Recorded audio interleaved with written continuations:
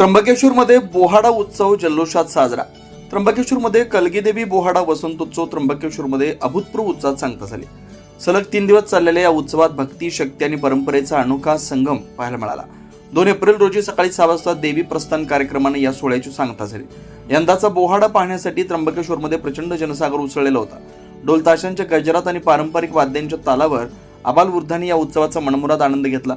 रात्रीच्या वेळी सादर होणारी पौराणिक सोंग पाहण्यासाठी भाविकांनी रस्त्याच्या दुतर्फा मोठी गर्दी केली। संपूर्ण त्र्यंबक नगरी कलगीदेवीच्या जयघोषाने दुमदुमून गेली होती। यंदाच्या उत्सवाचं मुख्य आकर्षण ठरलं ते म्हणजे संस्थापक अध्यक्ष कुणाल उगले आणि अध्यक्ष समीर पाटणकर यांचं नेटकं नियोजन। त्यांच्या समर्थ नेतृत्वाखाली आणि चोख नियोजनामुळे हा ऐतिहासिक सोहळा अतिशय दिमागदार पद्धतीने पार पडला। सलग 3ऱ्या दिवसाच्या जल्लोषात अनेक राजकीय व सामाजिक मान्यवरांची मांदियाळी पाहायला मिळाली।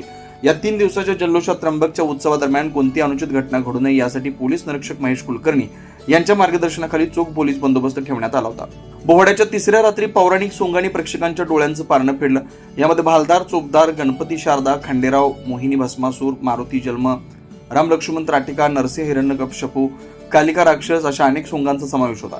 मात्र यंदा प्रेक्षकांचं विशेष लक्ष वेधून घेतलं ते म्हणजे तात्या, विंचू आणि गोरिला या सोंगांनी लहान मुलांपासून थोरांपर्यंत सर्वांचेच मनोरंजन केलं। मोठ्या उत्साहात आणि जल्लोषात हा उत्सव दरवर्षी पार पडतो। 24 लाईव्ह महाराष्ट्र न्यूज साठी जयवंत हागुटे, त्र्यंबकेश्वर।